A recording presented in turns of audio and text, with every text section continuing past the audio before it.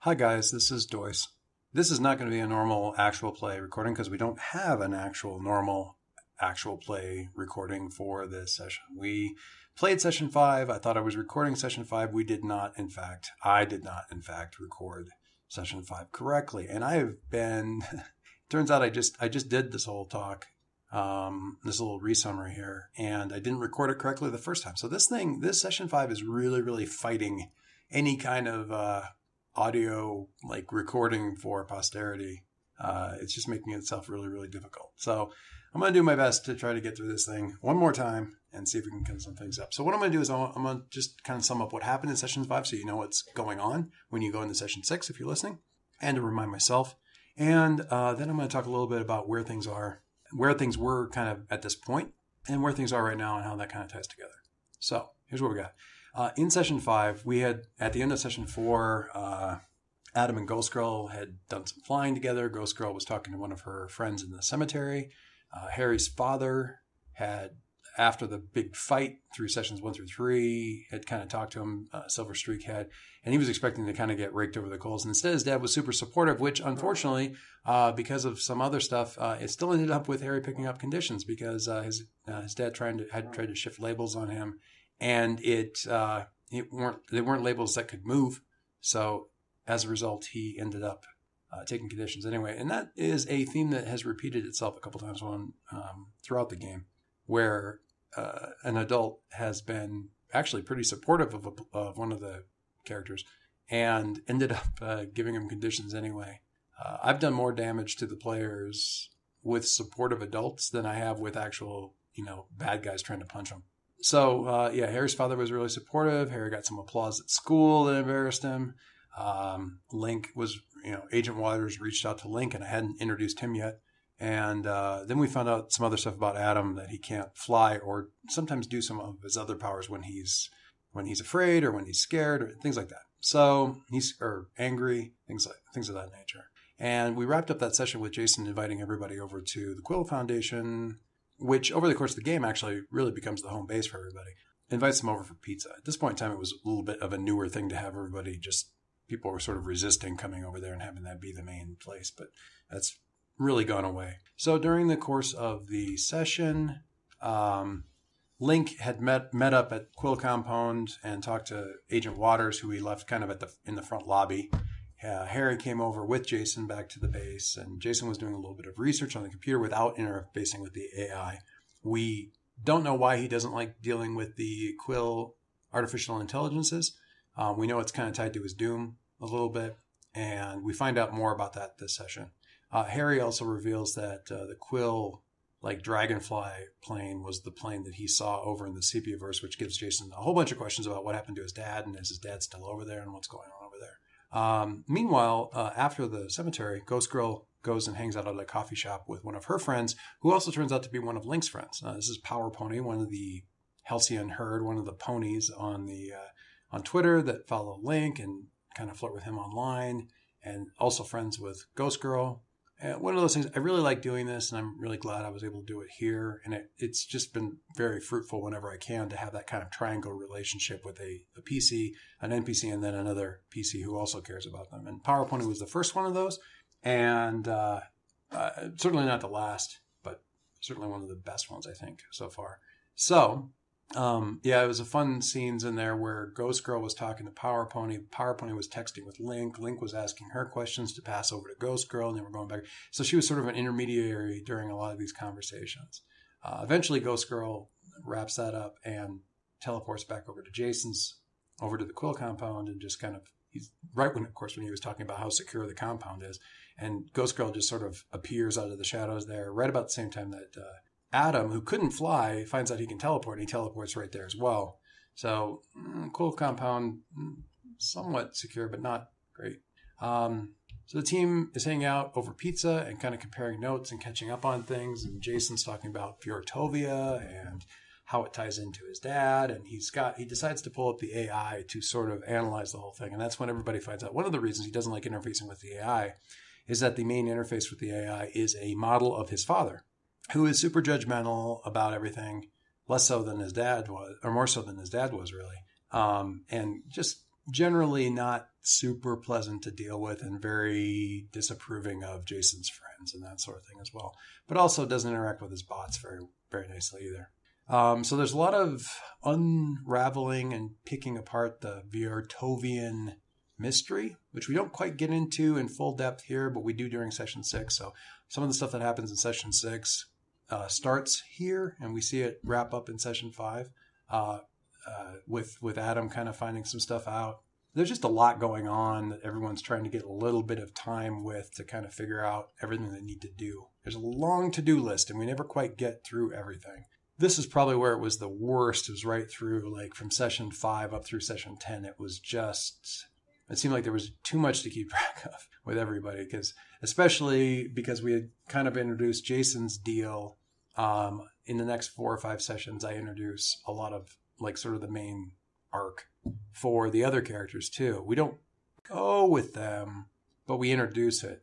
So Viertovian stuff's happening in the background, and we introduce all this other stuff, and then we kind of come back to Viertovia. So ironically, we're currently up at session 19, 20, 21, and we're kind of wrapping up the Viertovian arc that really kind of got started here in the session before.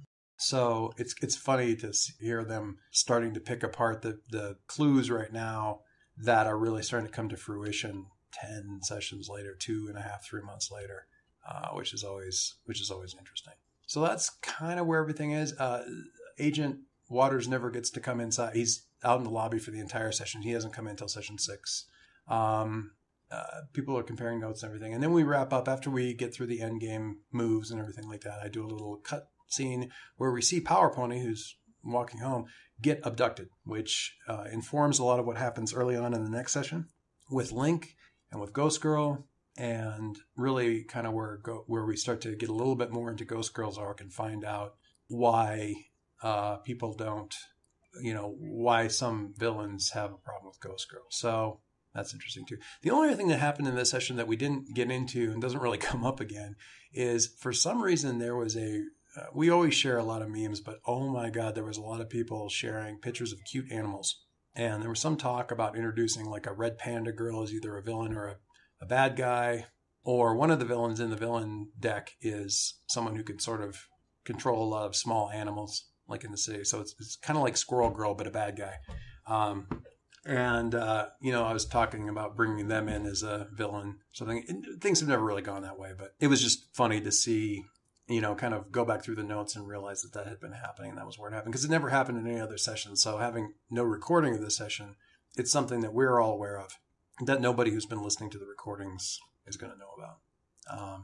Just a few other thoughts about just how the game is going in general. There's just so much going on right now. Listening to sessions 4 and 6 and stuff, things are really ramping up. The first 3 sessions were basically just one fight, and now we're getting into plot stuff. And from here, session 5 until probably around session, I'm going to say 14 or at least 12, it's a lot of introducing everybody's stuff. Like, what's Link's deal? What's Ghost Girl's deal? What's Adam's deal? Jason's sort of front-loaded at the beginning here.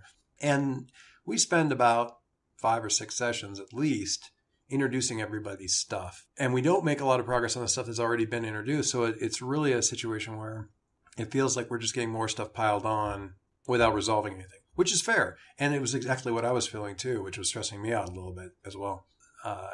So I don't know. I don't know that I would have necessarily done anything differently, because I think everybody should get a chance to kind of introduce themselves and say, this is what my deal is going to be. I'm going to have this thing going on. This is my plot deal.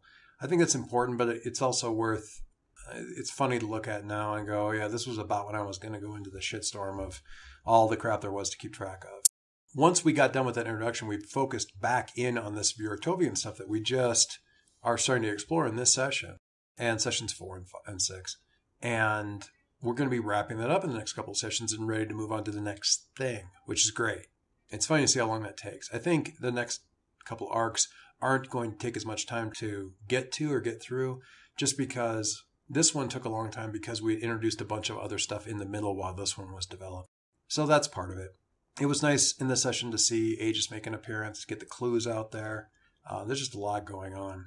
Running PTBA stuff has always kind of felt a little bit like running Amber diceless to me. And honestly, for a GM, it is like running diceless very much. It is a diceless game for a GM because the GM doesn't roll. There's no dice for me. There's still dice, and I love that they're in there because they interject unexpected elements into the story. When people fail really big or when they succeed really big, things happen in the game that you weren't expecting, or that you're called upon to come up with something that matches what the dice say happened. And that has led to some of the coolest and most awesome and most interesting stuff that is in the game now. We're in the midst of a body swap where everybody's minds got sort of swapped into each other's bodies. And that's been, sort of a classic thing. Would not have happened except for a 6 that Ghost Girl rolled. It wasn't even a 6, it was like a 5. On something where she shouldn't have been able to roll. She could not have rolled any lower than she did. So it was really meant to be. But I was not expecting anything bad to happen out of that. I had to come up with something, and the body swap, because of what she was trying to do, made the most sense. I was really glad that it happened. It's really awesome that it happened. It's so classic as a story element for a Supers thing, but it wouldn't have been without the dice. So I really enjoy that. But at the same time, it does feel a lot sometimes like, certainly on my side, running those games. That isn't a bad side. That isn't a bad thing, because the parts that I didn't like about running Amber were the system, and the system is not Amber, which is great. Some PTBA games focus on dice mechanics for genre emulation, like Dungeon World, Star Wars, things like that. Some of them focus more on mechanics that push play toward a certain kind of play or story events or whatever. And Masks is definitely one of those games that's focused on creating teen drama and focusing on superhero teen drama like Young Justice or Avengers Academy or whatever. And that's just, it's so good at that. The only downside thing that I've run into so far has been doing the post-session analysis on our stroller sessions has led to a lot of, it seems like everybody has influence over everybody. And there's a lot of label shifting, but that doesn't seem, it was bothering me at the time. I think I got used to that. We don't shift, the labels don't shift quite as much. We've adjusted for that. And honestly, everybody having influence over everybody isn't a bad thing. And it makes when somebody loses influence for a session or two a bigger deal, because everybody really kind of trusts everybody until they don't. And then when that relationship is broken, it brings a really nice tension to the situation. And it's always a big relief and resolution when that changes and the influence has gotten back. Influences, it's not nothing just because everybody has it. It's still relevant, and it matters more when you give it to NPCs and stuff too, because that's important as well. So I don't know. There's just so much. I have to think a little bit more about this. I don't know that there's any parts of the game that we're not using at this point in time. Some of them more or less we don't use. We went many sessions without using any team points, and then the last couple of sessions where everyone was together, we used them a ton. So it was really more about staging than anything else, and realizing how much more, it isn't about a split the party kind of thing, because man, this game loves to split the party, but there's more. It's not about don't split the party because you might get beat up. Don't split the party because it's hard to keep track of. It's more about keep everybody together because there's more drama and cool, interesting, fun, funny, sad things that happen when everybody's in the same place and playing off each other. It doesn't always have to be that way, but it's so cool when it does happen. So we try to engage in that and make sure that that's happening. And to that point, we're going to be making some changes really with the structure of the story. Some stuff we're going to leverage this snowpocalypse that we have going on right now to sort of drive everybody together a little bit more when they're not being superheroes and get them all in the same high school because of some weather damage and things like that. And that'll be great. So anyway, this is just a summary for session 5. Let you know what happened. So coming off of session 4, this is all the stuff that happened. They talked a lot, basically, and decided they were going to do some stuff. And then that sort of resolves in session 6.